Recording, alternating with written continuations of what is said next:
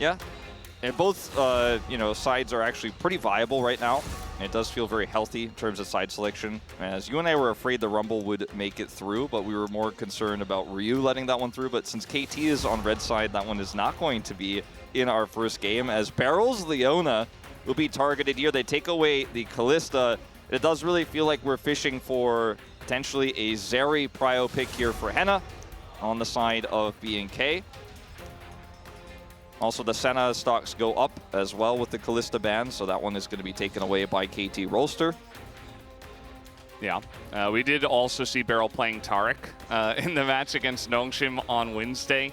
That was a very specific combo with the Vi that Pyosik did play, and speaking of which, the Vi is going to be taken off the board. I do really like that. It also weakens those picks like the Talia for BDD quite significantly, since it's no longer really a jungle flex pick on this patch. We got through there. Ashe was left open, and that's going to get locked away here. Could be flex to support. We've seen Duro play this in the past, but likely a Henna pick. And the Sejuani, I think, really needs a look here for KT Rolster now, considering this Ashe is taken. Ashe Sejuani, one of the strongest pairings in terms of layering CC that exists in this meta. The Tristana available and open here for BDD. This does allow B&K Furex to just make that Sejuani Corki rotation. So feeling pretty comfortable if you are B&K.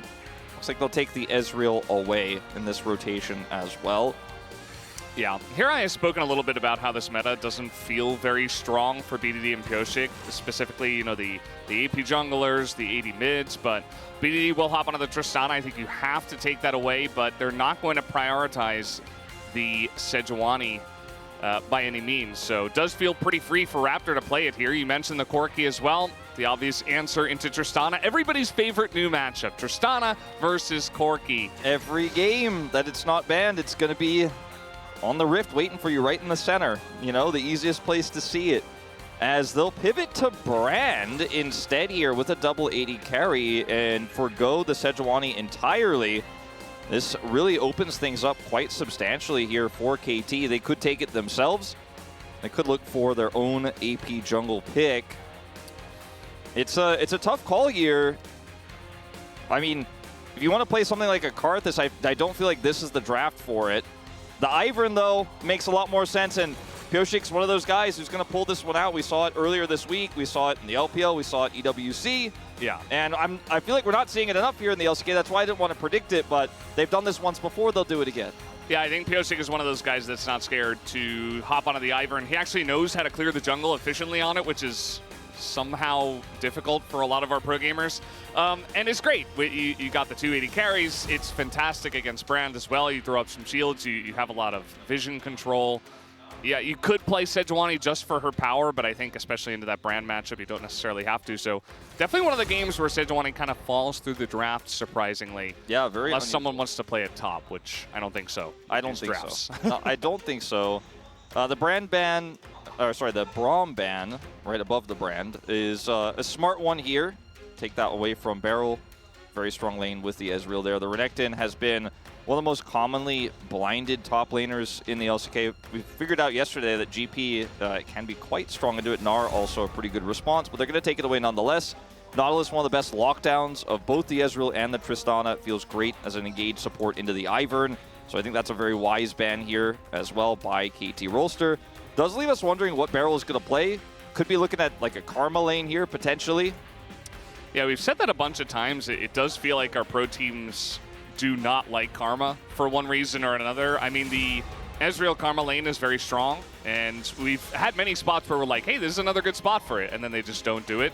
Cassante is available, and especially with the Gnar ban, you just kind of slam it down here. Yeah, I think the Gnar ban was an error, because this is just making this the freest Cassante pick of all time. Yeah, and now you give counter pick in the support lane for Beryl, which is one of the best guys to hold counter pick for.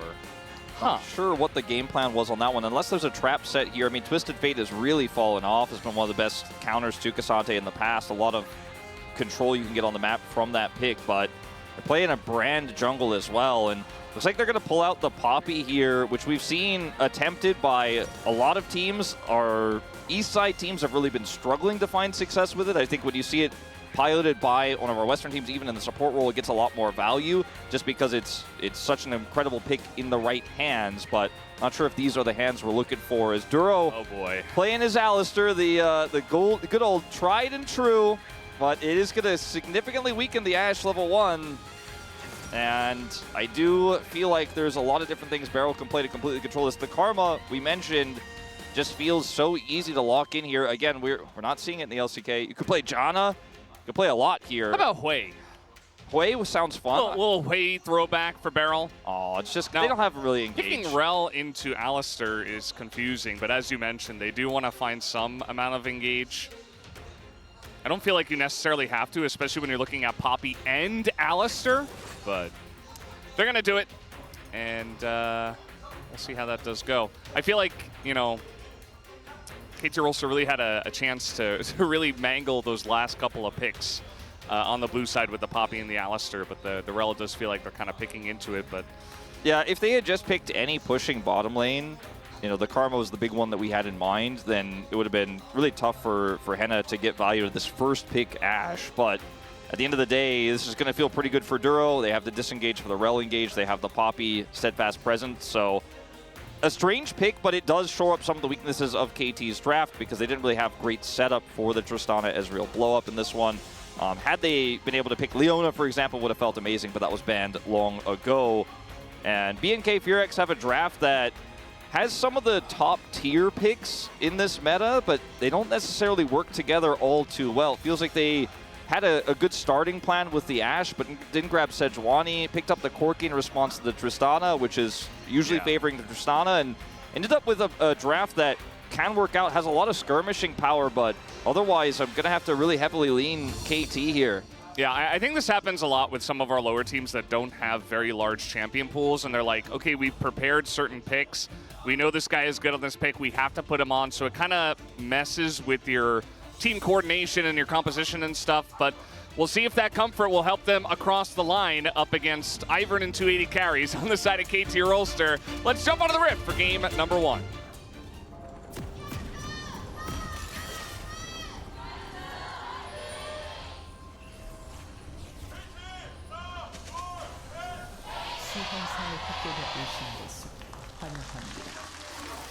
All right, here we go. Game number 1. And Pioshik is back on Ivern. I feel like the one thing we're missing out of, you know, champs that we all like to watch is the Ziggs. Didn't get the Ziggs in this game, unfortunately. We do have Ox on the space waiting by for Ziggs. Maybe later on. Maybe. This one, in this day. See, Raptor skipped Potion. And one of the new techs, well, it's not that new, but it's becoming more common in the jungle. Just plus 50 gold. Not buy that. You don't need it if you're not going to play an interactive matchup with the enemy jungler. As KT will clear that vision, and we'll head straight down to the lane. Obviously, Ashe, you know, at level 1 can be quite oppressive, even with an Alistar, if you end up getting that first hit and you're in the forward brush, as Henna and Duro are. So Beryl and Deft will have to respect this. And so they're not going to interact with each other. Yeah. Which is why I was really looking forward to Beryl playing something ranged that has a lot of zone control, like the Karma, like the Hui. But instead, especially early on, I think that the Ezreal Rel not going to be able to do too much unless Deft can hit a lot of Mystic shots early on, which it is Deft, so maybe he does. But we'll have to wait and see how that lane does go. Yeah, keep an eye on this one, as Beryl just trying to keep Duro at bay. Alistar not very powerful at level 1, but if Henna can't get those if Henna can get autos onto Deft, then it becomes a different story, or onto Beryl, but unable to do so. Just aftershocking. Yeah. They're both like, boom, aftershock. What's up? Yeah, and you and I were talking about this before the show. Yeah, we were like, we're definitely going to get a Ezreal lost streak graphic here. And that's because, well, we do have a level 2 here, actually. More important, Deft is in a bit of trouble. Probably going to have to flash here, and there it is. He is not level 2. As KT's bottom lane does not respect the level 2 timing. Very strange, I would say. That's a pretty common one. Yeah, extremely common, as Beryl has a pretty good win rate on Rel. You know, talking about the support role, but unfortunately for Deft, he's now down half his health bar and both summoners into a lane with an Ashe in it because he did not respect the Alistar engage range at all, didn't have his Arcane Shift. We talked about this. I'm kind of tired of talking about this, but, you know, we keep seeing this. Yeah. You know, eventually, with the Corki Azir lane, we eventually were just like, yeah, it's Corki Azir. And then we just didn't say anything else about it, and, like, nothing ever happened, because, you know, unless somebody made a mistake, it was always just going to be a farm lane where they just sit back, they trade the same ways, and it's kind of what we're getting here, Wolf. Yeah, well, with the Tristana Corki, at least it's a little bit more interesting in that someone could die. Like, the Corki might actually die. You know, we might actually have a level 1 incident. We've had a few of those. It's more of a game of chicken with this lane. As now down in the bottom lane, this is an excellent dive. Instant cleanse from Henna and a flash over the W, but it's not going to matter. Excellently played, but it's still a good dive here from KT Rolster. And they get Death First Blood even after losing his summoners early on. Well, they turned that one around real quick, didn't they? And Pioshik comes over. No Brand in the bottom lane. He went topside. Now Raptor is going to try to come up here and do something to this Cassante, but it's Cassante, so I don't think that there is any worry here whatsoever for Perfect. He's just going to play respectfully. I mean, Clear can't push this in really either, so it's just not going to be an opportunity really to dive it. So Poppy can neutralize, but he can't quite pressure. She can't quite pressure as well. So this is just Pioshik setting up a brush here. You can see that Duro goes on to Barrel, but Deft is tanking the turret. Actually, really expertly played by Deft there, tanking that one up, knowing that he's not really under any threat. That can outrange the Ashe, and he has the Ivern there. And not much that they could have done there. Otherwise, Duro obviously not having Flash, using it on the previous play, only sitting on his Hex Flash. Down goes Henna. And that's a big win for KT on the bottom side. Yeah, it definitely is. As Ivern, very good at clearing the jungle very fast, and then what you do with your extra time is, especially when it's Tristana Corki, you just go to the mid lane and you give shields and brushes, and it just tilts the matchup slightly in Tristana's favor. Feels like it's already slightly in Tristana's favor, but that helps out a little bit. Ivern can be so annoying to deal with over the course of the entire game. Yeah, any non-Chovy Corkis have been struggling to win this one. And we've got 9 of those, at least.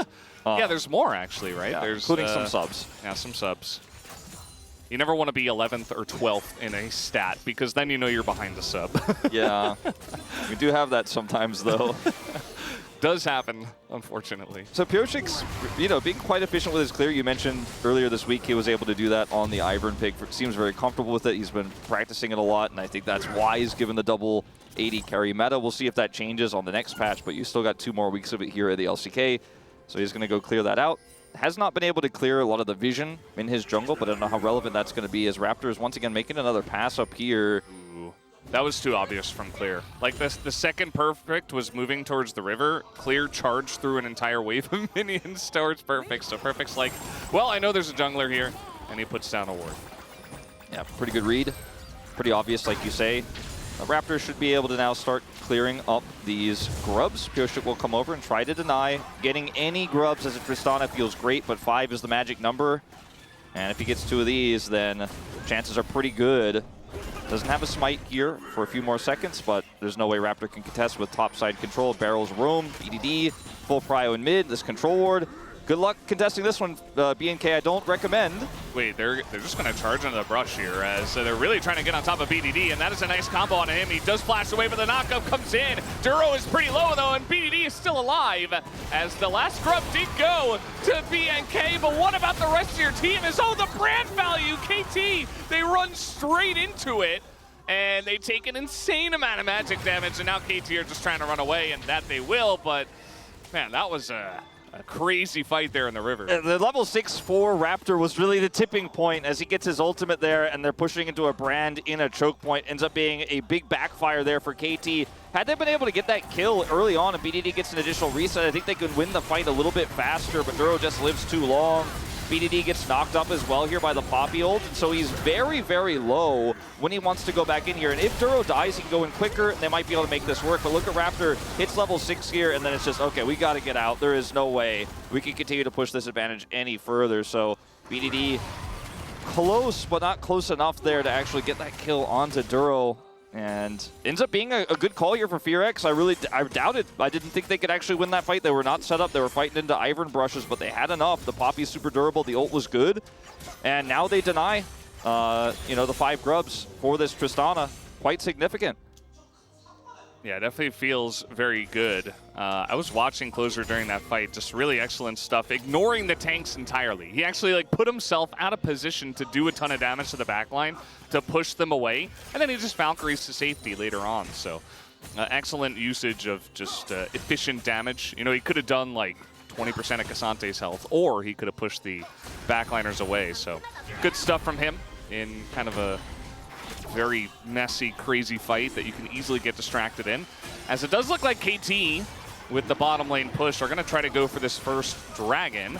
Ivern not very good at soloing this, but it does look like BNK, they're rising to the challenge. And they do want to fight over this one, as the arrow is going to hit depth. Instant cleanse. Nice engage here from Duro once again, but the True Shot Barrage gets a huge amount of value, as now Duro, he's just going to go down. Goes a bit too close to the sun, and the rest of the team not able to follow up on that. Look at the amount of brushes down there in the river. It's so hard to engage there. Really nice engage there from Beryl, as well as Deft hitting the True Shot Barrage at the same time. That's so much value, and Duro doesn't have level 6, doesn't have his ultimate. If he has that, maybe it's a different story there, but unfortunately not quite online. So really nice timing here for KT Rolster. Deft getting a ton of damage done, and then BDD also layering on top. Just not really a winnable fight there for FearX. Yeah, absolutely. BDD jumping in. He's got a shield from the Ivern, another bush, and he's just able to once again tilt that matchup. Now, Closer's doing just fine, has a kill and an assist so far. As meanwhile, the top lane matchup, not sure exactly why we're watching this, but you know, the Poppy, this is part of the reason why you do play it into Casante, is to just neutralize him and make his life a little bit more difficult. But Perfect's handling it very well. He is ahead on CS, and he should be just fine. Yeah. Watch this fight again. Look at Barrel's positioning here, sending in this brush. Control ward is there, and look at that. The stun comes through as the True Shot Barrage comes over. The rocket here, or rather the Buster Shot from BD, just enough to help kill Duro, and that's the end of the fight. Great positioning there from Beryl. Banana Brush control superiority once again, and Duro ends up, you know, spending his engage on nothing there and getting super punished. It works out if you have level 6, but he did not. Yeah, absolutely. Great damage layering this time to BDD, so it goes the way of the other mid laner this time. Just to assassinate Duro, essentially identifying that he's not level 6, as you mentioned, and just takes him down. So it's been kind of a back and forth game, but if we take a little step back, KT almost 1,000 gold ahead, and they got that first dragon. Yes, the grubs should go in favor of BNK, especially because Brand is so good at even soloing those very fast, and Raptor has been prioritizing those. So they will deny that from the Tristana. Should be able to get 5 here for BNK. That's pretty massive, because it really shuts down Tristana's ability to just sit in the side and blow up a turret. She'll still be pretty good at it, but she's not going to be as good at it as we've seen oftentimes with this Tristana pick. And part of this is the Ivern pick. They weren't able to get a ton of topside control. They had the first grub seemingly controlled, but FearX fight that back with the Brand. Now Leandri is done for Raptor as well. He does a ton of damage. Duro level 6 now. Pyosik getting caught on this one. The flash is awkward as well. He throws out Daisy to try to help. He's already got redemption though, and Beryl is frontlining, but he gets baited in by Pyosik, and I think he's going to go down here. There it goes. Closer to pick up the kill. Now Closer 2-0-1 on this Corki. Yeah, Closer doing a ton of work in this game, and with the Brand having Leandri's as well, redemption is great when you get engaged on. It's great into burst, but they had so much sustained damage between the Corki and the Brand there. Ooh, wow. He's all right, though. Walk it off. And so, yeah, I mean, Closer really pulling ahead here, and he itemized more defensively than BDD. Sometimes the Tristana will also go straight to Steel Caps. He went Steel Caps first, and then, you know, we've seen BDD just stick with the brown bags and is quickly moving towards that Kraken. But Duro really far up here to get the punish onto Pyosik. Very awkward here for Pyosik, as you mentioned, and the redemption comes down, but just so much damage output here between the Corki and the Brand, and the arrow is good here. And that's a kill going over to the side of BNK. A second one for Closer. Dragon spawns in 90 seconds here, and this is where KT really need to make a pretty good stand on this one, because if these fights keep going the way of BNK, because they have their consistent damage output, they're pretty good engaged with Alistar and this Ashe. This game can snowball against them very quickly, and it becomes very difficult for the Ivern to keep up when that happens. Yeah, absolutely. I feel like, you know, at least with that redemption pretty early on. It's a pretty cheap item. Pyosik is keeping up, even though he's down 26 CS. It's kind of the way it goes with the Ivern, but you see he's backing now. He's not even going to commit to clearing out his topside jungle. He's just going to back, get some items, get a control ward, and just probably run down to the Drake, although as I say that, he is going to the top side of the map, but we'll see if KT want to fight over this at all, if they feel like they're strong enough. Yeah, he's got those 2 camps capped, so wants to just secure those and then rush over, but the timing is super awkward. It's going to cost him prio here. Perfect does not have teleport. Clear does.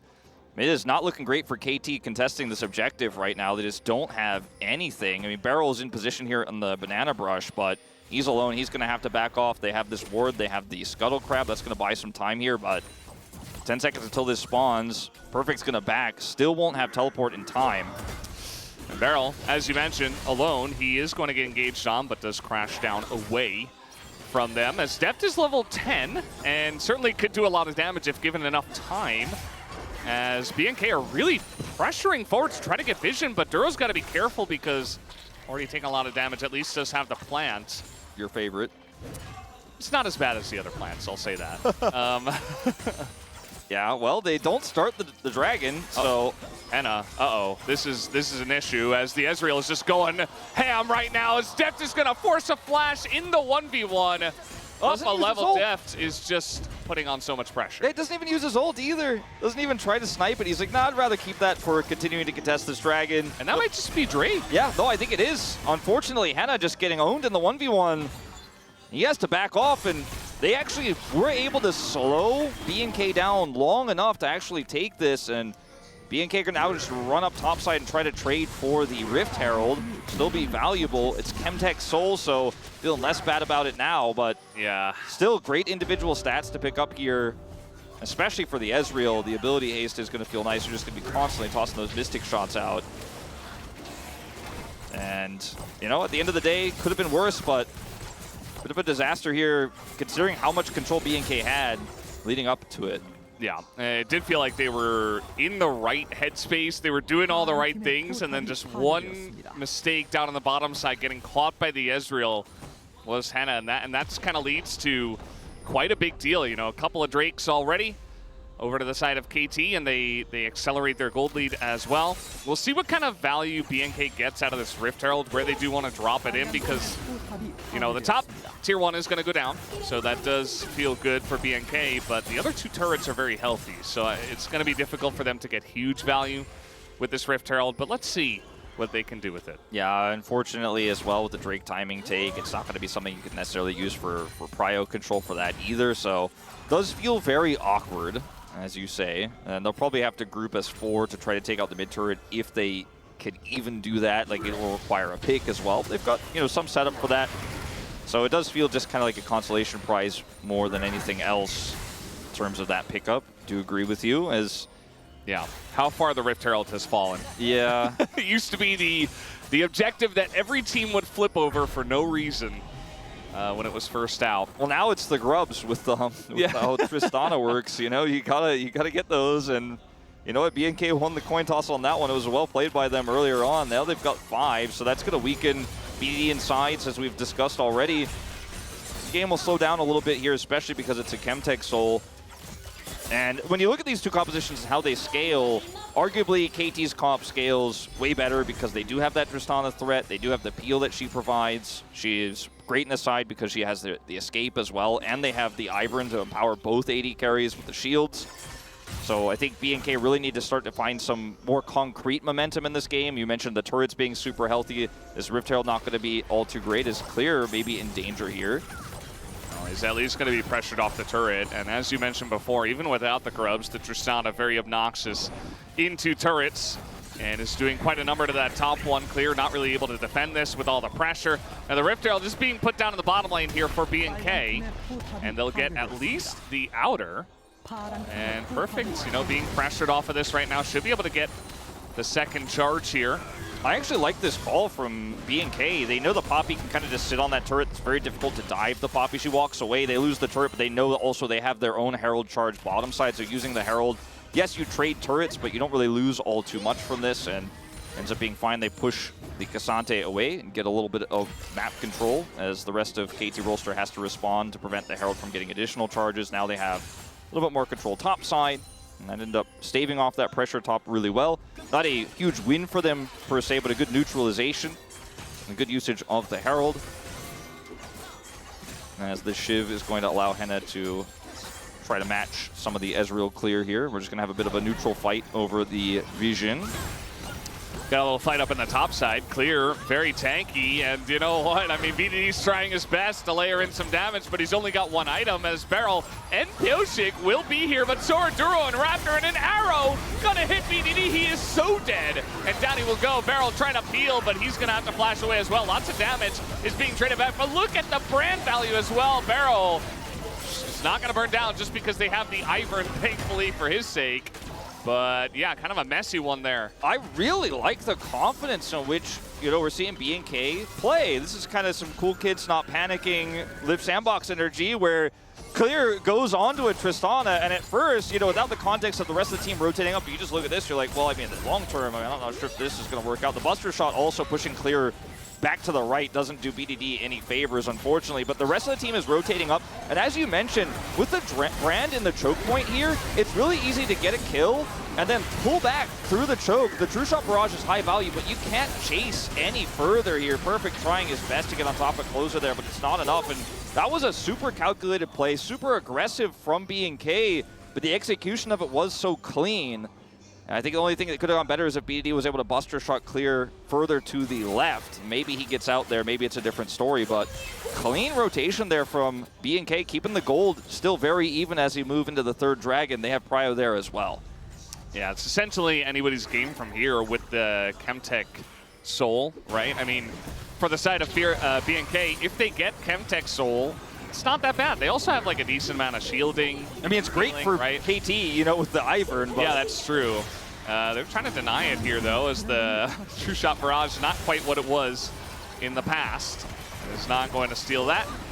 And KT, you can see they wanted to fight over this a little bit as Duro is going to engage, and now the brand once again just burning everyone down as the Redemption, though, able to trade a bunch of damage back. And Deft is really the one that is standing tall and dealing just a ton of damage back to try to trade into Corki and brand damage. But yeah, KT once again kind of struggling, and B&K, you mentioned that confidence. They're taking objectives. They're moving as a team. It's looking good for them right now. Yeah, this is some really good play from B&K. The Redemption is really valuable here into that brand damage coming through from Raptor. Will help them survive through the ult, but they can't really stick around or push the issue any further because he will just continue to layer that Leandri's damage onto them, and you only get one Redemption. That's a very long cooldown. I mean, in the grand scheme of things, we're continuing a fight, so it's great into things like Burst Engage, or it's great into, you know, a Karthus ult, as we've seen, but isn't going to be all too great into brand in longer fights. As you can see, Deft is still out-damaging Raptor. He's out-damaging Closer in this game. He's done so much, and I think without his consistent Mystic shots landing and how well he's played these fights, his push onto Henna earlier, this might have been a more one-sided game here for B&K. He's really playing incredibly well, and this Ezreal hits his 2-item spike right now as well. Yeah, it's a really important spike, as you mentioned. They're not really able to utilize it, though. I mean, they had a little skirmish in mid, but nobody died. And it doesn't look like B&K are trying to force any big issues, especially with the Dragon that they just took. And they're not going to start up a Baron at this point either with the game this close. So really hanging on an edge right now for both of these teams. It does feel like Deft is really trying to do some of that heavy lifting, as we have mentioned. But it feels like this game is going to go like 35 minutes. Yeah, because we're just kind of sitting here, very even state, Chemtech Soul, neither team can start Baron. We're just going to be chilling for a while, I think, here, Wolf. Yeah, I think so, especially considering that the Tristana pick hasn't been given any agency in the side. You know, we saw it trade turrets top for bottom earlier, but BDD just hasn't really been able to get deep into a side lane and actually put that pressure on with all these outers gone. You know, it's not like he has an opportunity to try to force that gold either, so there's no fight around the Tristana pushing. There's no shadowing going on there. It is an Ivern pick as well, so they're not setting up for any sort of dives inside. So it is just going to be that slow Ivern sit back and chill in a bush kind of style, which is very oppressive. But, yeah, you know, we'll see what B&K can do when we move to these next few objectives, because we talked about the Chemtech Soul being like, it's not that good. And then, you know, you look at the Ivern, you look at the shielding, the healing, the redemption, the Moonstone.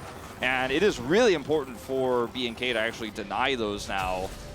As, you know, 2 minutes time, we will have that. I don't think we're in Baron territory just yet with these two compositions.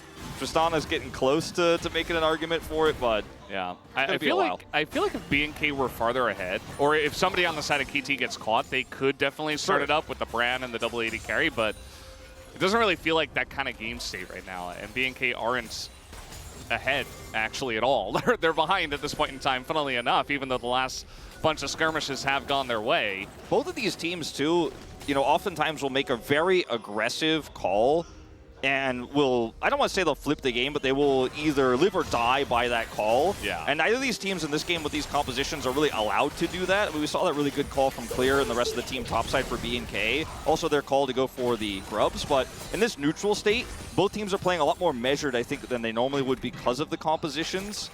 I mean, Barrel's playing a Rel into Alistair, so he's not going to be looking for some his choice, by the way. Yeah. He's like, yeah, give me that Rel into Poppy Alistair. R5. They're just going to arrow him, and he just elects to flash. Does have Hex Flash, but that's going to be a win either way to the side of BNK. Small one, but still feels good. Deft does have some main character energy in this game.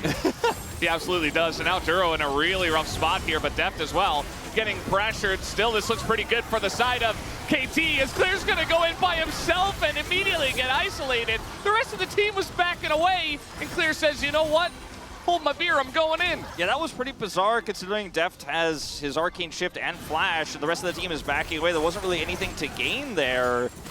And this does end up being quite bizarre, and that should be the mid turret going down here. BNK just a split call, and it's a bit of a yikes. As the other thing to note here, BDD going for the LDR second because he's playing into this super tanky Poppy, who did go for Thornmail second. So, you know, you want to be able to break through that front line, and he will, in fact, break through that front line. He will lose the fidget spinner stats, the flicker blade, as a result of that, but I think very wise when you are going double 80 carry and you have all that shielding. If you can break through the Alistair, if you can break through the Poppy, it will do so much. It's really just Deft in this case that's setting up for these plays. Is look at, okay, we're in live, I'm a little bit nervous. I think you're good. Okay, we're good. So Deft, he gets low here, but gets redeemed then. Okay. I say that, and BDD rocket jumps into the fight, and now Duro doesn't have his ult. He is just dead. As he will explode here in just a moment. Deft says, no, give me that kill. Thank you very much. As now we're going to get another pick, as once again the front line of BNK is going to be torn apart. And now, absolutely, KT can start up this Baron. Yeah, Deft is just saying, I'm not going to be on that Ezreal lost streak list. I'm Deft. It's Ezreal. True. It's not happening. He's playing incredibly well this game. And unfortunately, BNK, we'll see how this all went down when we go into the replay, but just... Yeah, this can't happen. He's just going to be isolated, trying to do the blue buff right next to the team that's doing the Baron. You can't do that, as now Closer are going to force a flash. Kind of a little consolation prize for him, as the flash, big one into an Ivern with the shield. Just desperation at this point, I think, for BNK. As you can see, it's kind of, they held it together for so long. They were doing so well, you know, and then something changed, and now Deft's just gonna win the game. Yeah, Deft he's had enough. He's ready to win the game. The glacial augment on this Ivern as well looks very funny in these types of exchanges where the slow comes through, but Raptor can't be out there. I mean, you're unfortunately way too close to the sun. Look at this, BNK have prio. And it's BDD who goes in first, and then Perfect sets up the front line, and Duro just way too aggressive on this call. And it's not the first time this game where he has been punished. Unfortunately, just doesn't have his ultimate available, so down he goes. And yeah, I mean, it's as simple as that, I guess. I mean, they could have slow played that a lot better, but BDD very aggressive, and then Raptor here. I mean, you miss every blue buff you don't take. I don't know, Valdez. He wants cooldown nice reduction. try, yeah. He wants cooldown reduction. We're trying to be nice his here. Passive got nerfed. He needs more mana. I don't know. Yeah, that's true, I guess. Yeah, I mean, it just felt like, you know, Fearax were doing very good. I do agree. I feel like Duro was trying to peel for the Corki, who was totally fine. You know, Closer just Valkyries away, but it's fine if you have ult, as you mentioned.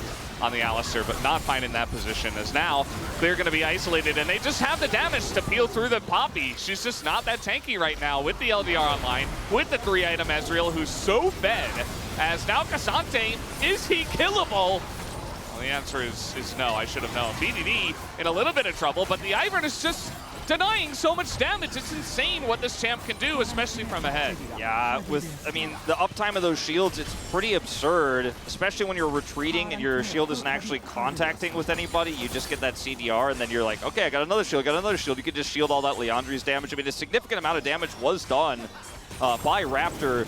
By the way, another thing to mention, when that situation did occur on the blue buff where Raptor was taken out, he also burned his arm guard, so he doesn't have that extra safety anymore either, and that's a real big problem here. Is relatively low econ. I mean, Brand can farm a pretty good game, but when you're behind, it's tough. Now you don't have that. Picking up Azonius is going to take so long.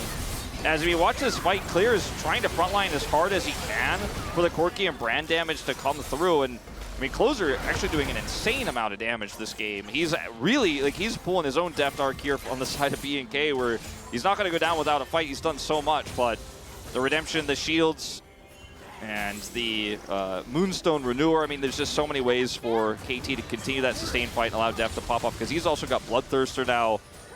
He is just going to live through anything. Yeah, he definitely is going to. And we saw Clear, you know, he's trying to peel down on the bottom side, but just Rel by herself and Daisy as well. He's just held in place forever, basically. And he's got plated steel caps. There's not going to be any extra amount of tenacity or anything like that. So he's just not tanky enough to stand there and take damage for 7 seconds. It's just not going to happen in this game, at least. And now KT with a very large lead. I don't know if they can end it right now. Deft is just tanking turret shots because he has so much shielding. Yeah, that's pretty funny. I mean, this is backdoor protected on this turret, but it doesn't seem to matter to Deft. Yeah. So when the shield hits somebody, it you know, it's a longer cooldown, but when it doesn't, it's about the cooldown you saw there, where Deft just is like, all right, shield. It's like 1.5 seconds. Yeah. So basically 0. Essentially. Maybe a little. Look at the shielding. Longer. He doesn't even have Chemtech Soul yet. He only has one. He's got one single Chemtech Dragon empowering that. Yeah, and they just got that as well.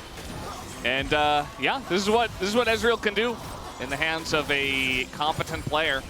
And we know that Deft is able to do it. He's level 16 now, and nobody can really touch him, right? He's just given so much freedom, especially with the lead that they have. And yeah, Arrow going to be eaten by the Rel, providing that front line. We're just dashing into them as now an excellent engage from Beryl. Wow, that was amazing. He's going to die, but man, that looked cool. Hey, he got all of them, and then he disappeared, but he was able to CC them all. Oh boy, and we got Rylai's here ticking. I mean, here comes Clear. AT's being chased down. That's 2 kills now. As Clear is coming in from behind, the front line of KT Rolster is gone, and the Baron is about to spawn. Down will go Tristana, and BNK, their base is in tatters. And Deft is still doing insane damage. Okay, that was, okay, I'm not sure about that one, as now the flash comes in from the Alistar. Oh, the shield though, man, this guy is crazy. Blast bone action. Yeah, now it's just Ivern. And Pyosik, I think, eventually, now he's just too fast. Or is he? Clear is coming in, chasing him down. Guys, their base is dying at the same time, but they don't seem to care. Closer is going to get that kill. And yeah, this is what I was talking about. The state of the base, or what's left of it. You know, that was a bit of a call from Deft to go in on that one. It was a bit of an interesting one. You know, I was actually going to make you apologize for calling him a competent Ezreal earlier, because it is Deft, but you know, maybe we pull back on that a little bit.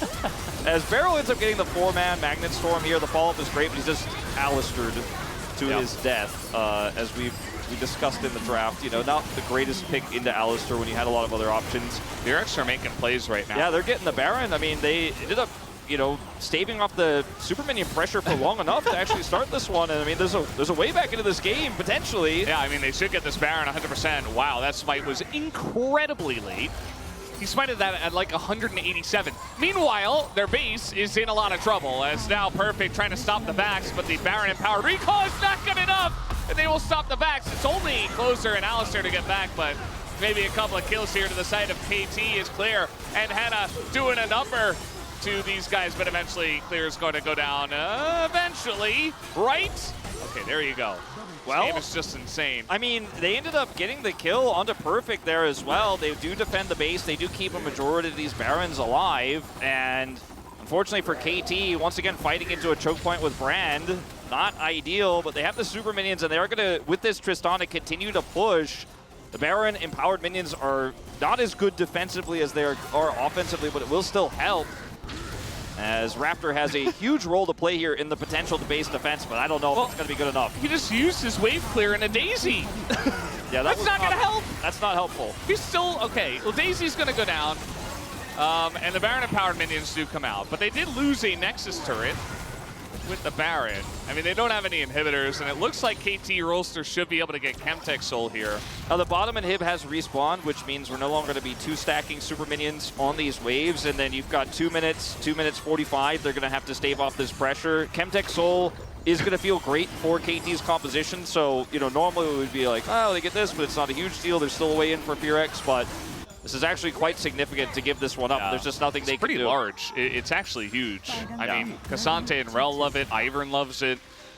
Even Ezreal, when he gets low, you know, he's surviving, is doing extra damage. I mean, it's not bad here. When you have those shields, you're often actually, you know, going to survive with less than 50% health for a long period of time and can do that additional damage. It is very nice for the Ezreal in this case. Tristana as well to push those advantages. You can see it's one-man army here in terms of the gold advantage. Closer only here for the side of BNK.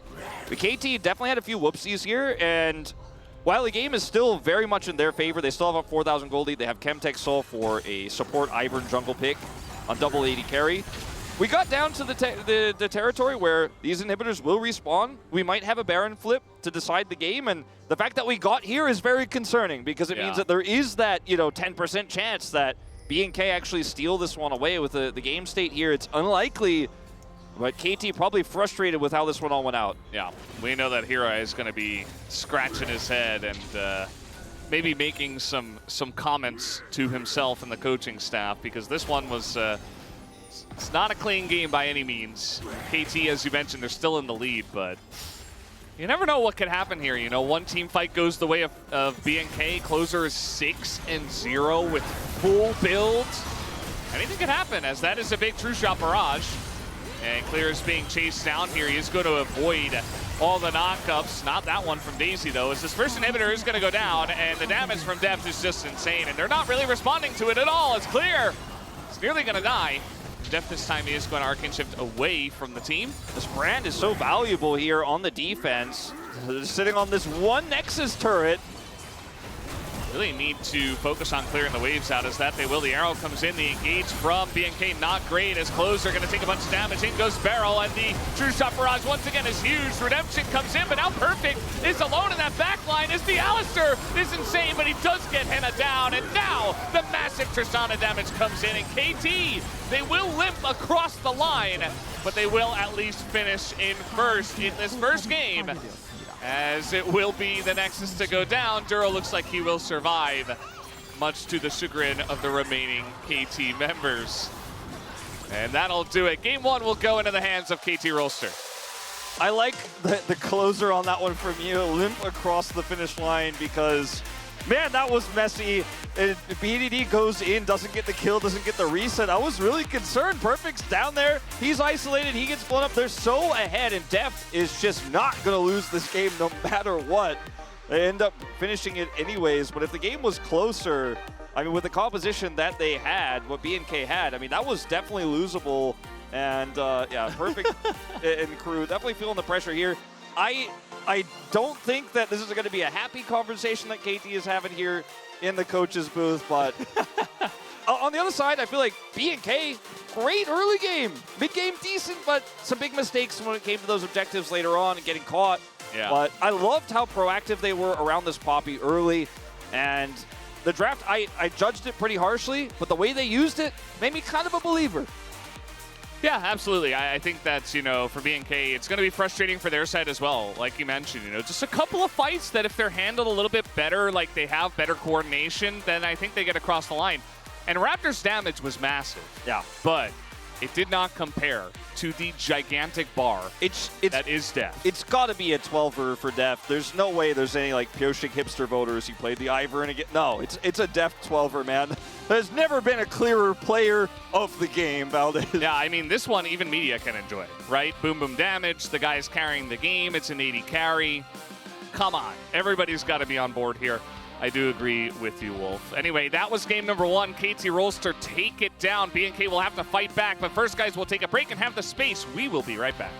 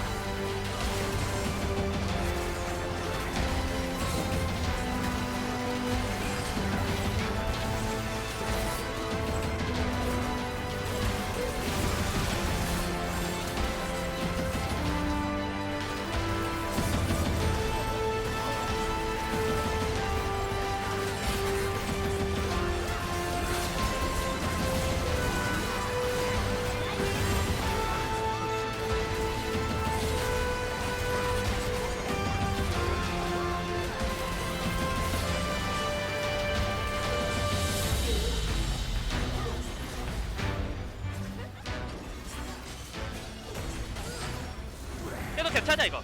탑 또 한 번씩 던져볼게. 붙어있지만 말고. 그 던진 거요. 그냥 럭키 맞은 맞고 맞은. 나 괜찮아 있어. 나 여기 티 봐줄게. 여기 티 봐줄게. 야 그렇게 피 없어. 오케이. 오케이. 딜러 단호풀 딜러 단호풀 딜러 단호풀 딜러 단호풀. 나 딜러 1초. 딜러 단호풀이야 지금. 안 나와라. 키워볼게. 잡았다. 쉴드 형 줄게 쉴드. 아 죽었다. 쉴드 2초. 오케이. 아나 판단이 너무 아쉬웠다. 나이스. 슈?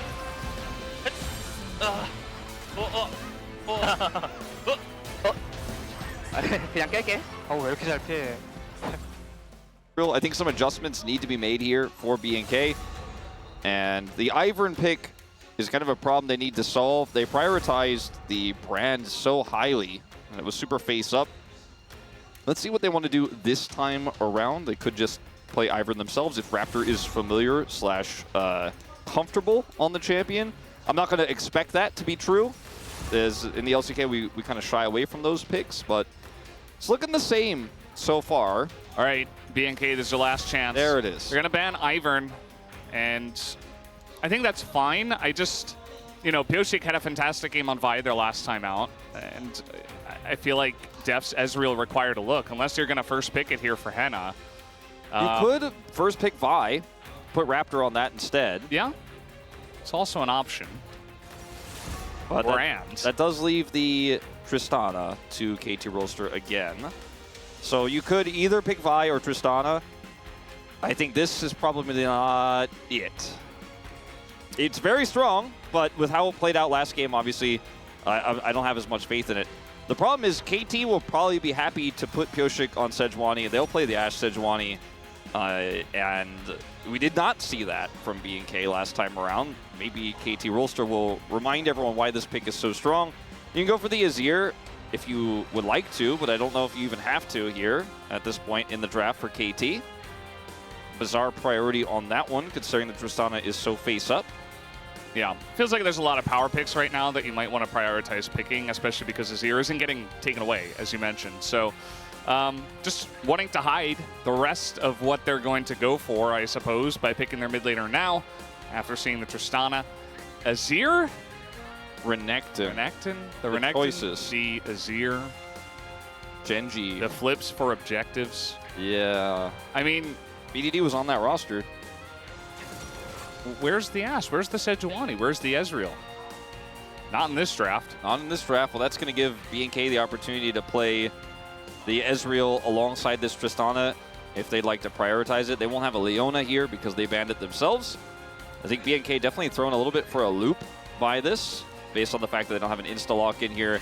Maokai is very strong into Renekton and is quite good with Tristana, often banned. And they're going to grab this Cassante into the Renekton, which is a pretty smart and safe pick here. Let's see what is coming down the pipeline here for KT like this. Because now you can, you have the Permafrost Synergy topside. And yes, they will ban the Ashe away in the second phase, but that means you get a free ban out of it as well. Very strong pick here in this draft for KT Rolster.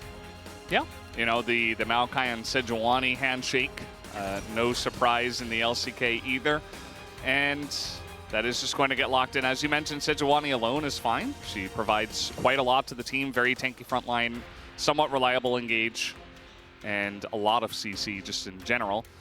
So definitely expecting the Ashe ban from the side in BNK, but with no AD carries selected yet, we might just see 4 AD carries across the board. Yeah, you've got to ban Ezreal too as BNK here, because if you ban just the Ashe, they will take the Ezreal first. The Kai'Sa really indicating this. This means that KT could just pick Zeri if they ban the Ashe. If they ban the Zeri, they get the Ashe. So this is the most tricky part of this draft for BNK.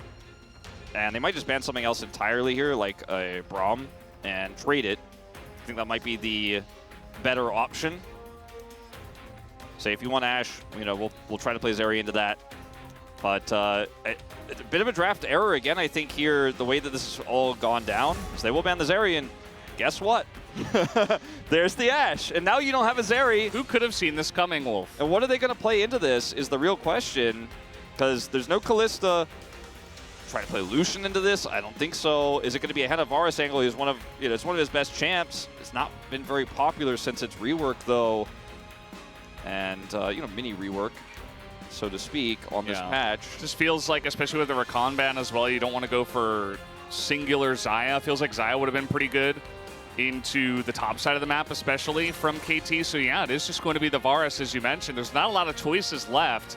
And nowadays we see a lot of on-hit Varus, but there are so many threats in the front line, and the Ashe can also deal with you pretty handily, I would say. Yeah, they're going to take the Nautilus, which is solid here, but it seems very clear that BNK really messed this draft up and were left in a really awkward spot. There's the Braum they could have banned instead of the Zeri to then trade that out, but, well, I mean, at the end of the day, Henna is... you could see that his conversation he was having with Ryu there, going like, look, I'm a good Varus player. I think this is one of the matchups I can play where I can outrange the Ashe, try to outpoke her a little bit, and put that pressure on. But, while in isolation, I think BNK Fearx's draft is quite strong.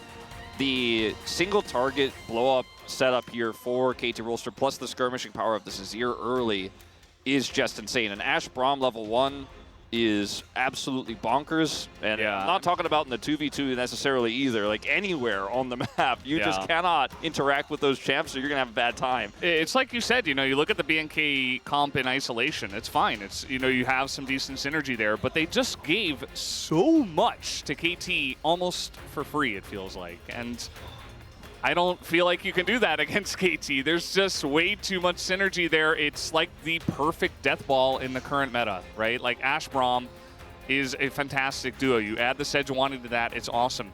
Renekton and Azir have been pals since the old days, right? And they're back together again with some new friends. It just feels like the most comfortable and clean draft on the side of KT.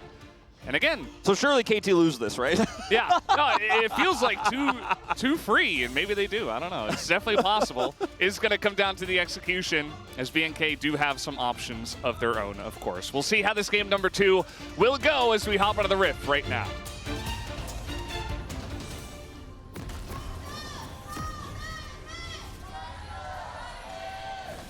수환사의 협곡에 오신 것을 환영합니다.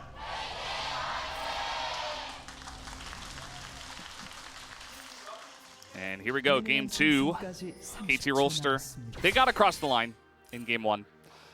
Speaking of which, speaking of ones, I should say, the level 1 from KT is the best probably you're ever going to see. Ashe Braum. Unless there was like a Sylas in the mid lane and like I don't even know in the top lane. Kennen, It's pretty Ash Braum okay. plus Azir damage to anyone they find. Duro.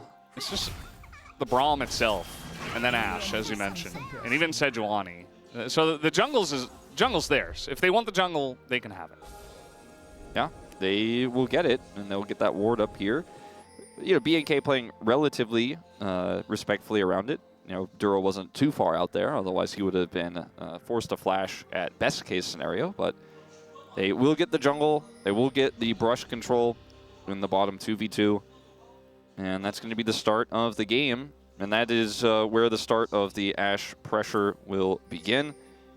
See what Barrel can get done here with Deft. Duro has to stand in front of Henna. Yeah. By the way, playing Nautilus into this is going to be insanely rough. I mean, look at what happens. You try to engage, you try to hook at level 1, and Braum just threatens the concussive blow, and you're like, well, I guess I just have to run away now. And already, this lane, as we're expecting, is definitely going to be very nice. And yes, you still have your depth charge for later on team fights, but once that's gone, it just feels like you're a sitting duck for the majority of this game. The concussive blows threat, plus the slows, like, I mean, it's just not playable. Like, maybe Duro should have taken Cleanse. I mean... Ignite Cleanse. I like it. I mean, at this point, you know, you start to wonder because this is the problem you set up here for yourself in the draft, and now you're going to pay the price, and you can outrange the Ashe, you know, once you start, you know, getting some levels in as the Varus, but, you know, it's not old Varus. It's not the Halo Blades setup either, so... can't really trade back much. This is also a matchup where the Renekton can get some control early. And the Tristana at least is landing well. Closer's having a good time against BDD in these first few levels thus far, but it's essentially now, you know, 2 losing lanes on opposite sides of the map here for the side of BNK is going to be pretty problematic. What their draft can do, though, in team fights is okay. Clear almost died. Yeah, I mean... Perfect. He faked going for the Demolish proc, and then he just nearly killed Clear instead. So that pressure you mentioned, yes, the Cassante feels good as a champ. It can be okay to the Renekton if you don't take bad trades early on, but Renekton is still going to win early. So we'll see if Clear can handle this pressure. Yeah, doing decently under this turret so far, but the health trade obviously favoring the Renekton here. Just going to try to hope that Doran's shield can keep him in this for a little bit longer with his cookies. Bershik will to go ahead and take out this Scuttle as we see BDD tossing his first teleport into the mid lane. And how greedy is Closer going to be? Not greedy enough to get punished, it doesn't look like. Raptor's here. Pyosik just going to follow him, and Raptor is here. Pyosik will take a smattering of damage from these two. Pyosik no smite for the double Scuttle. Almost has it back. Raptor doesn't have his yet either. Oh boy. And with the Prio on top, it's just like, yeah, Closer is going to push BDD away. Sure, he'll take a nice trade, but it is double Scuttle, as you mentioned. And actually, Closer is getting low on health himself. He does have teleport, and that was a really great move from Pyosik, knowing that BDD teleported back to lane, and he knew Closer was going to try to greed for a little bit more chip damage so he could get the advantage off of his TP. They had turned into a double Scuttle play as well. Great early game rotation from Pyosik here. BDD communicating with him quite well. Grabs that refillable, which is going to help him quite a lot in this matchup. Can just weather the storm here, and yeah, it's a small win, but it feels so clean to watch it play out. And top prio plays a big part in this, as you mentioned. Perfect is going to get some deep vision and has a very significant CS advantage there in the top lane. See how many of these Clear can get. As yeah, this isn't getting better either. Yeah. Yeah, you and I had some issues with the draft. We're seeing them on display. We definitely did. I think we made that pretty obvious, and I think, you know, that has been a struggle point for BNK for, I feel like, not just this season. You know, it's been kind of a continuous thing. In my mind at least, where they have struggled in drafts, but we're not seeing too much of a change up here, I would say, but we'll see. I mean, there's still some nice points on the side of BNK. You know, you do have decent team fighting. You have very nice single target blow up with Varus. Nautilus has been a combo in the past that has worked out a lot. And if you do isolate one of the squishy targets on the side of KT, they don't have a huge amount of damage. Like, if they can kill BDD right away, and Deft gets a little bit zoned, there is still a chance, as long as the Renekton doesn't get too huge, I would say. The other thing, too, is you have this Maokai into Sejuani Renekton, which feels fantastic in terms of just stopping those engages, keeping the Renekton at arm's length as closer. Yeah, he's going to have to flash early. That's a good flash. You know, it feels maybe a little bit safe, but if he gets stunned, he just dies. So Closer does have to flash at the end of the day. Maokai Raptor here will pick up the first grub, but it looks like KT with all the prio in top especially should be able to get the next two. Yeah, just denying a ton of money from Raptor as well. With Pyosik having so much vision, they have that deep ward, that perfect put up. They just have so much information. They have the control ward now. Just seeing if B&K are going to make that Hail Mary attempt to come back in on grubs that they did in game one. There's just no secrets here for B&K, except maybe this. Yeah, trying to get in on top of Beryl, who's just in the jungle by himself. And now Deft, isolated on the bottom side of the map. He's all alone against 3 members on the side of B&K, who immediately want to get this down. The cleanse on the Ignite, and now the flash away. This dive did not go well, especially with Beryl coming on over. Henna also has to flash. And, well, not quite the dive they were looking for. Yeah, great cleanse from Deft. You know, changing the turret aggro very quickly is Yeah, Closer, ooh, nice buffer, but just barely getting out of there. As that matchup has now gone over to BDD, so now they have 3 winning lanes. Yeah, Pyosik's not done. Yeah, Closer, no jump, easy as that. Pyosik says, thank you very much. First blood goes to Sejuani. Yeah, this is one of those games where we often talk about, well, sometimes the draft matters, sometimes it's about the play. But this really feels like if you put like draft gap next to the, like on a wiki page, then maybe they'd have this game linked in terms of what's going on in this early game, as just kind of disastrous. So at this point, BDD knows if he misses the buffer, he dies. If he doesn't miss the buffer, the damage alone is enough to guarantee this push in. And Pyosik is nearby. There's no chance that Maokai, who they also spotted with Beryl bottom side, can help out. And I think that was a pretty disrespectful back location there for Closer. He actually went back in to try to clear the wave, because BDD backed off of it after the trade, right? So Closer's like, maybe I can clear this out and then back. But the fact that he stays just means that Pyosik's like, well, you're going to get punished for this. And so he did. Yeah, and I mean, that's just Beryl also checking, making sure Raptor, who's getting close to level 6 and might be able to turn that play around, is bottom side on his Krugs. He has enough lane prio with his draft advantage. They have bottom side to go that deep to be able to get that vision on the Krugs. And KT Rolster just continued to stave the pressure off bottom side, make a play mid. The Renekton advantage is kind of, you know, it's still there, right? He's still got a 20 CS advantage. Clear's just sitting on 2 cloths in his inventory. Just hoping he can hunker down and beat Cassante, but more and more damage does go over. It's going to be a plate this time. Yeah, and the first of what could be multiple here. 9 minutes in, that second plate's getting low. The pressure is continuing. It's a 16 CS lead. See how I did that math so fast? I'm getting better at this, Wolf. Yeah. Yeah, it's just an immense amount of pressure up there on the top side. I mean, not to mention the advantage in terms of camp clear Pyosik has with prio lanes. Yeah, I didn't even notice that jungle gap. He had a pretty big one after the double scuttle, but it's just getting bigger and bigger and bigger because they keep deep warding. And Pyosik's like, well, I'm not going to let you have your stuff. He's 2 levels up on him, Valdez. Okay, well, 1 now. Yeah. Raptor's like, excuse me, Wolf. Hold your tongue. But, I mean, you can really feel the winning lanes, what it means for the jungler. It means he just can do very little. It's hard for him to actually punish the Renekton. It's hard for him to defend Closer from Pyosik's previous play. They always know where Raptor is with this deep vision.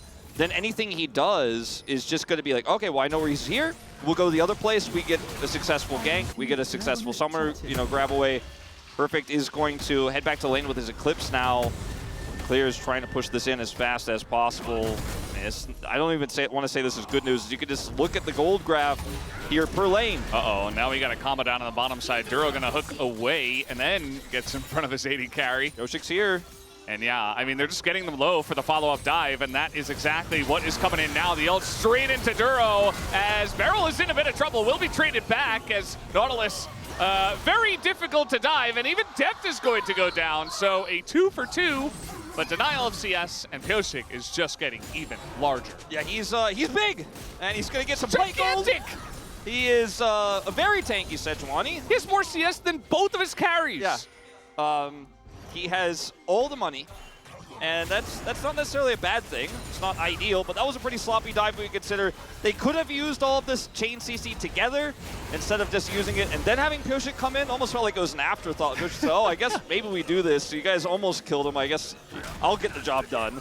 And he did, but it was at a heavy cost. But both of the kills going to Duro means that Fearx, you know, while it did work out for them to punish the dive to a certain degree, and taking depth off is the most important part of this, it's still not good news as, yeah, Beryl, not that tanky. And then Def getting rooted here and still has turret aggro. Problematic, a little problematic. One of the benefits of the Nautilus in this draft. Yeah, great. Is, you know, great against dives. Anti-dive, very strong.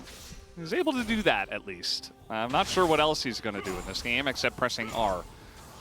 But we'll have to wait and see how much value Duro can get on this one, as the rest of the grubs will go over to Pyosik.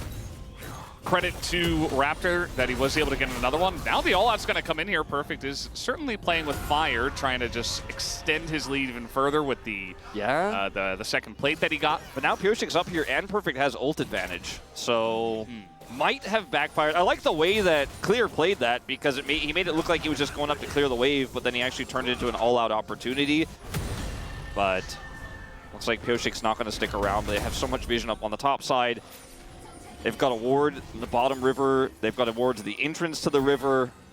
There's a control ward that's been there for a while to the north of the mid lane to see if there's any flanks coming over there towards Scuttle.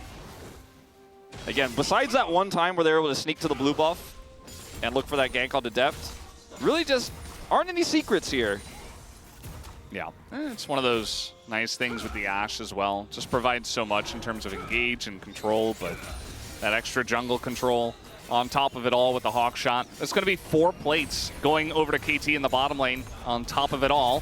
How about a nice little Demolish proc as well? Maybe Beryl, oh, okay. Well, the Dredge line is not going to hit, actually, from Duro, and that means Beryl gets out alive.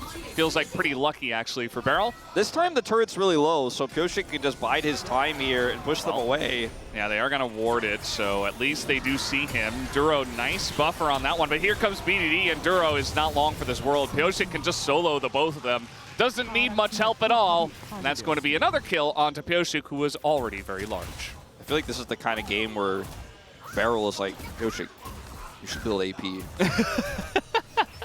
And Pyosik said, well, I don't know, that's just not, that's not that viable. Beryl's like, come on, man, do it. Don't be afraid. How much money do you have? Look at those numbers. Okay, you got more money than the enemy Varus. They picked Varus in this. All right. Come on. I like the angle, yeah. This is it. Like, do you really need to be tankier? No, definitely not. He doesn't need. Oh, not a bonus plate in top lane. +1. Right before the plates fall. Yeah. It's just one of those games, Wolf. It is one of the games. I think there's a lot of learning that can come out of this one, and we've kind of talked about all the problems in the draft. As that's a large plate advantage. Yeah, there's an extra one on the right side. Like you said, I mean, they just kind of took the L in a lot of their lanes. You know, the Cassante into the Renekton. They knew the matchup. They said, okay, we're gonna handshake this. We want the Cassante for clear. We're gonna have it, and you know, then they knew the Ashe Braum should have been coming without the ban on the Ashe, and well, they weren't left with many options. So this is kind of the hole they dug for themselves. Yeah, they made the bed and now they're sleeping in it. We could say it a lot of different ways, but you know, there's still that potential for a miracle team fight for the side of B&K to come back. You know, you could remember the Chronicler principle of. It's only a 5,000 gold lead. It's only 4.3 in this case. It's not that huge, foul. It's pretty big. But one team fight, Tristana gets some side lane pressure. You know, maybe. She's only got 2 grubs, but Perfect is just teasing Clear at this point, who cannot teleport to do anything bottom side. It's not Chemtech Soul again, and if it's Hextech... Oh, Valdez, the Savant! I don't know why the Rain Man this week. I don't know. I got sick, and then all of a sudden I gained powers. So it gets even worse. Is that what you were gonna say? If it's Hextech? Yeah, because you know the catch potential with the Hextech Soul is just insane with the Ashe. and the Azir, and the whole comp. Clear is in a bit of a rough spot here as he's going to get stunned on the turret, and Beryl is ganking him. Now we do have Maokai coming on up, but oh, Cassante doing Cassante things. Will it happen? As Beryl doesn't want it to happen, but you can't deny Cassante. He's got 4,800 HP, and he is going to survive. They don't want to chase any further, too, with the Hex Gate there. You can see Henna very nearby, and very scary if some reinforcements were to come through there. Don't have enough deep vision, but still a successful turret take on the top side, and clears down a flash now. All flashes up for the side of KT Rolster. Nothing expended there. I mean, yes, they used the Braum ultimate, but not going to be feeling too bad about that. Secure a turret. Now they're looking for a second one here with Herald in mid. And this is just going to be a game where win lane, win draft, win game. It looks like, I mean, BNK just can't do anything in this one. Yeah, they weren't left with a lot of options here as Braum able to take that one in. And now the Sejuani ultimate going to be thrown, but able to dodge that one is Closer, I believe. Might have been Duro, but either way. Now they got this turret up in mid after taking out the mid tier 1 very early on, relatively, in this game. And they're just going to continue with exerting all that control that they had from the beginning of this game. They have the Sejuani front line, they have a Braum, so it's really hard to engage as Nautilus, even if the Maokai tries to set you up. If you use the Nature's Grasp and then KT kind of back off. Okay, hold up, Closer. Okay. Anyway, so perfect. If you use the Nature's Grasp and then KT just kind of back off, then they come in with Emperor's Divide. Like, they've got their own counter engage that's so strong on the turn here for KT this far ahead. Is so massive that BNK just had to watch their turret fall. And there was nothing they could do. You could see BDD was pressuring on the side. He's like, oh, you guys think you could do something about this? I'd like to see you try it. I will Emperor's Divide all of you, and we'll win the game right here. The game is nearly won, frankly, but you know, if they actually went into that Emperor's Divide, then we just draw the line there. As Pyosik wants clear, no flash. They're trying to kill Cassante again. You know, maybe if he built AP Wolf. But instead, he's just going to elect to be unkillable, which is definitely the right option for Sejuani. Level 11 as well, so he's got that upgraded ult. I mean, to be fair, Raptor also level 11, but Pyosik definitely feeling very far ahead. You know, it is insane that Raptor is level 11, same level as Pyosik, even though Pyosik has 4 kill contributions, 3 kills, 20 extra farm, a bounty, and yet they're the same level. Crazy. XP, one hell of a drug. As now Pyosik, we'll test that theory. Is he actually unkillable? I guess against 5 people, he is not, as he will go down. BDD also just going to die for some reason, as that fight was not good from KT. I just want to erase that from my brain. Yeah. Actually, what just happened? Like, there was no reason to do that. BD was like, I'm going in. You know, if you guys want to pull back a curtain of our fives with the guys, like, I was playing Kled in the side lane, and all the guys were making comms nonstop, and I was just dying in the side lane, and everyone's like, okay, we go Baron. I was just like, I'm inting, because I was just running it down, like, not intentionally actually, but I was pushing too far on the side and dying. This was kind of a BDD's like, I'm inting, yeah. Because what was that? Like, you have a good angle there, but you know the follow-up, your Sejuani, your front line is dead. It's an Ashe with static Shiv as your damage. You are ahead. You have map control. Like, make no mistake. Like, KT are massively favored in this game state. However, like, Sejuani is dead. And at what point do you go, Deft, who's rooted on the other side of the fight, will definitely follow up on this Emperor's Divide? I'm not sure about that. Yeah. I mean, Pyosik gets caught, BDD. He sees 5 people stacked in a very tight-knit ball. And it's like, this is the Azir wet dream. I'm going to send it for the TikTok. Now, that wasn't a good idea. But I can see where he was coming from.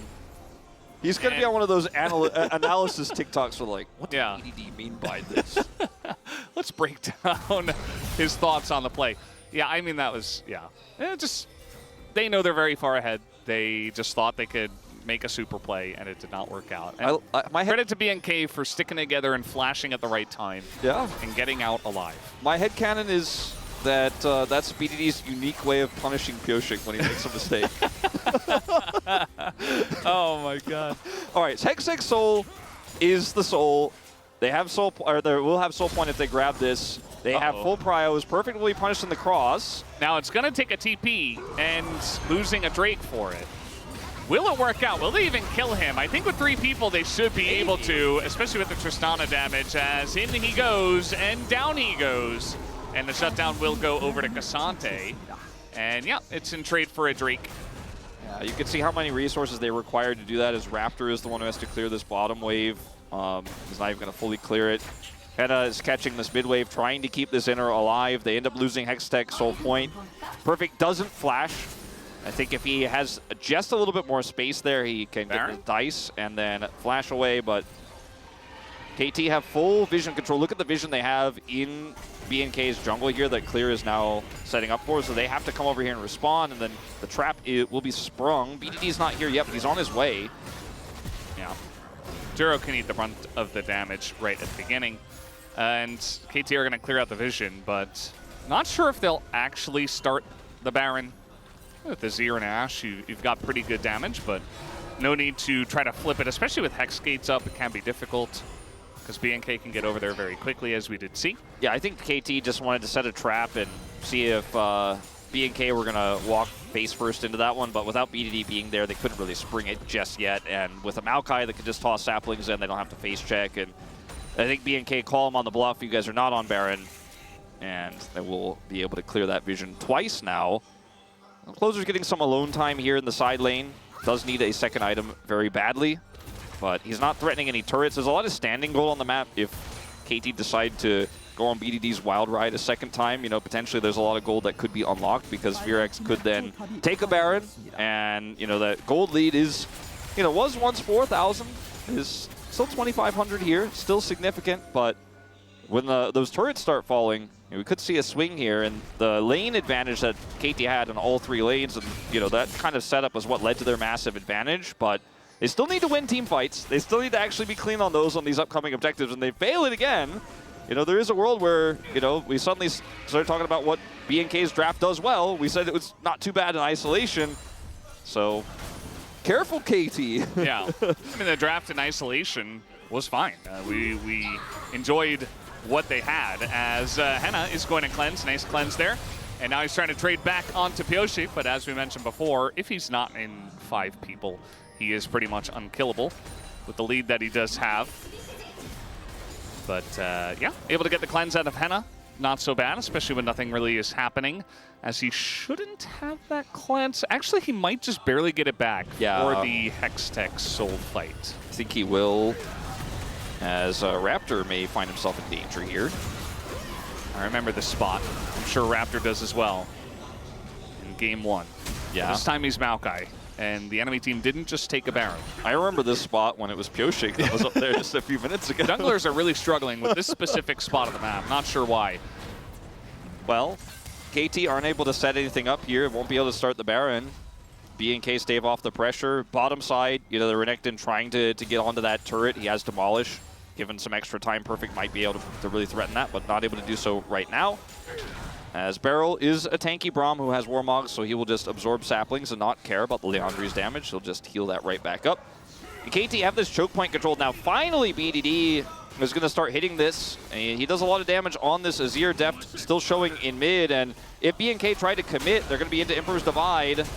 Yeah, you don't really want to engage onto Beryl, as they're using a lot into the Braum. And down will go Henna. No cleanse. No way to get out of that one, but the Braum does go down, and now the front line is only Perfect, but huge staying power for him. And Pyoshik actually still in the front line as Clear, trying to assassinate BDD. Might just be able to, but no, he goes down.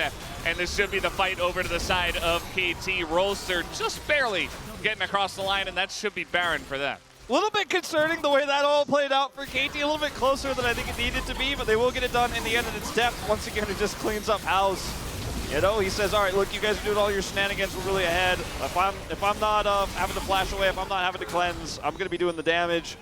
As Beryl buying some time here, as you can see, they will get the Baron in live. And engaging onto the Braum, not ideal, but BDD is unable to get it in here and peel for Perfect with his Emperor's Divide. He's actually rooted by the Nature's Grasp, and then Clear gets on top of him, actually gets through here with a Q3 and pulls him super far away. Great play from Clear, keeping that Emperor's Divide way away from the team, but unfortunately Deft is just too big. They lost their Varus and their Tristana too early, And with no cleanse for Hannah, it was just always going to go that way. Yeah.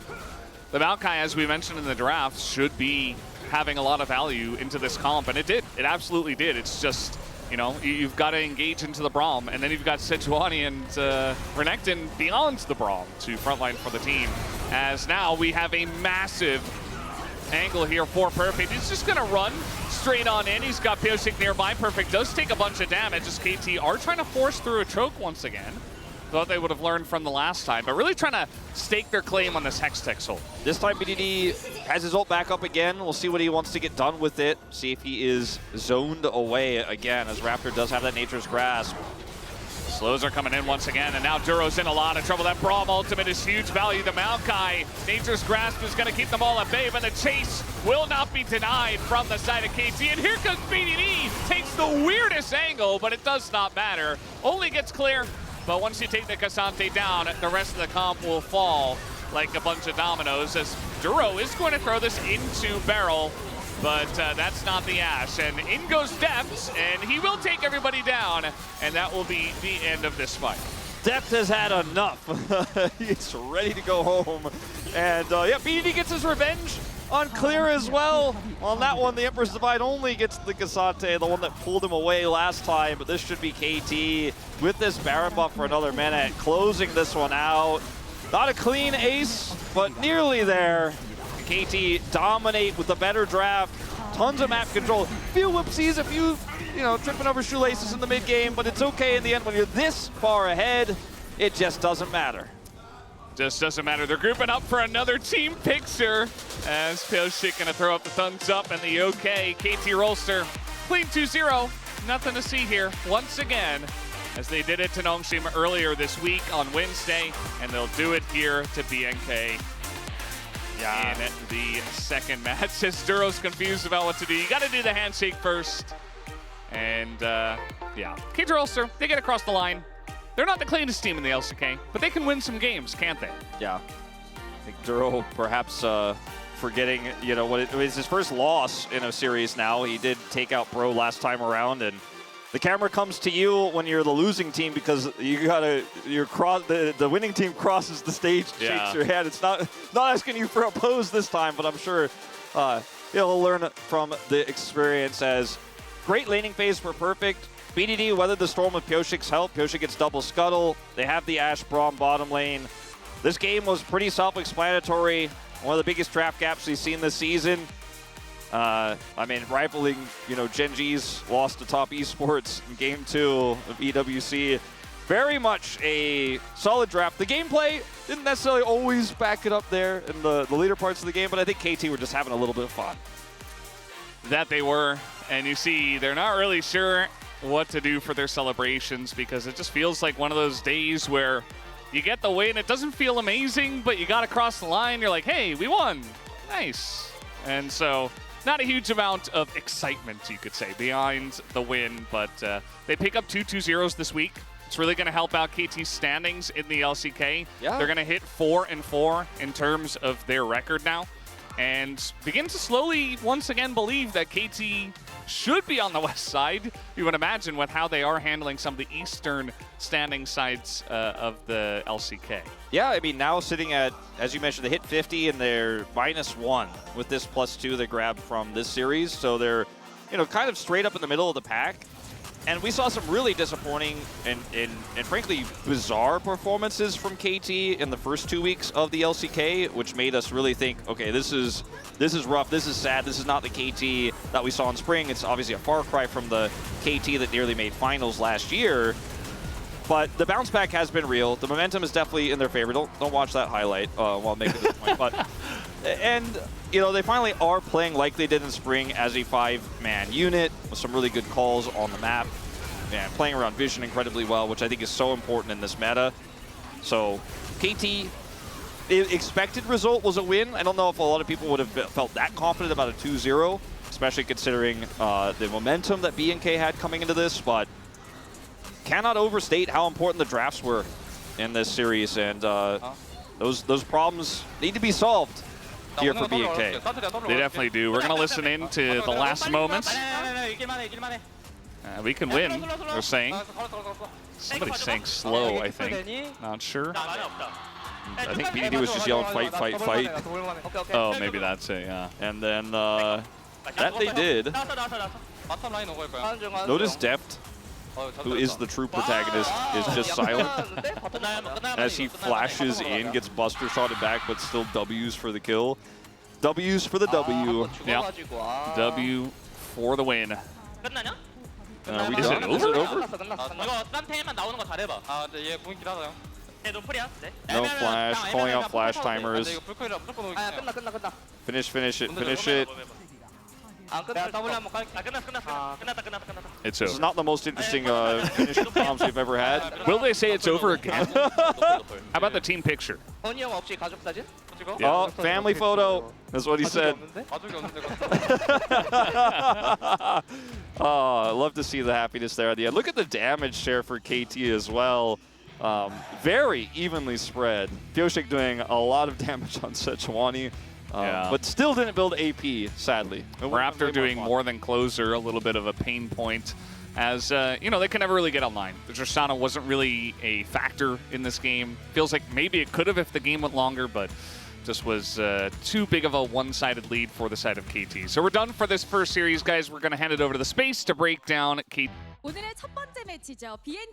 Thank you very much, guys. This is Dear for the POG interview translation, joined by Deft on the side of KT Rolster, who continue their 4th winning streak by defeating BNK FearX. Congratulations, Deft. Thank you. 너무 부끄럽지만 데프트 선수는 정말 잘 어울리시네요. It's embarrassing, but it looks like you're really pulling off this Anima Squad look. This is your first POG and a solo interview. How do you feel?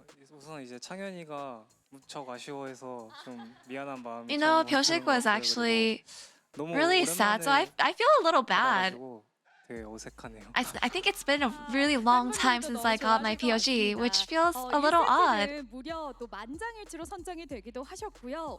And with your amazing gameplay in Game 1, you got your solo POG, and it was an unanimous one too. And with how hard it is for AD carries to get POG lately, what are your thoughts on this? AP 정글이 많이 나오다 보니까 바텀 주도권. It's because of how common AP junglers are, 그런 픽들이 보통 flying around in the map and on the rift. So I think that's why it happens that AD carries actually get outshined by these AP junglers in team fights. So your performance today was on point, and you are at the top of your form. So what was the practice process like? Nothing special. I think we just put in our best. We really just put in our life, our whole life into the practice process, and we worked really hard as a team.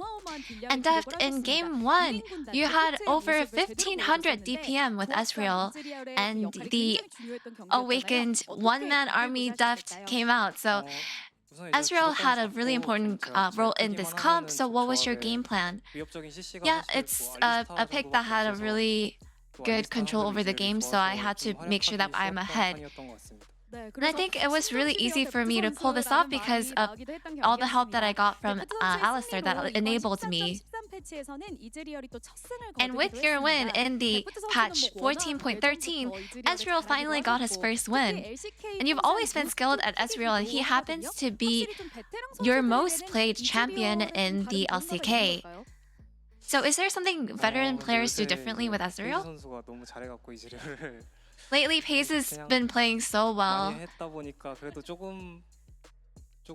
with Ezreal, and I think, yeah, I feel like it's just that Ezreal is a really good pick since Pace is also able to play so well with Ezreal. It has nothing to do with a veteran. And in Game 2, you pulled a Brownie, which is a Braum Sejuani comp, and took Ashe. And it looked like the laning phase looked very comfortable for you. So do you think the drafting phase went just as 뭔가 you 한타랑 주도권 planned? 다 챙긴 것 같아서 뱀픽에서는 좀 Yeah, 많이 이겼다고 everything went really smoothly. I think we were able to take control of the game. We had control over the laning phase all the way throughout until the very end when as we closed it out. 아지르가 이제 투코 이후에 And so 좀잘 나오다 보니까 in game 2, the enemy tried to sneak Baron and KT caught them red-handed. So were you aware? Who called it? Yeah, I believe that we're all aware that Azir does a lot of damage late game, so we were all just conscious of it. And we noticed at the end of game 2, Pyoshik said, family photo with a barrel, without barrel, and you replied with, how would it be a family photo without family? So Daft, what is barrel to you?